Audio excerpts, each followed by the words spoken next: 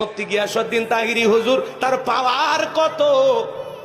পাওয়ার কত প্রশাসনের ভাইরা তাকে গ্রেফতার করতে গেছে, কোনো কারণে তাকে জিজ্ঞাসা করবে, তার বিরুদ্ধে 2টা মামলা হয়ে গেছে। কয়টা মামলা?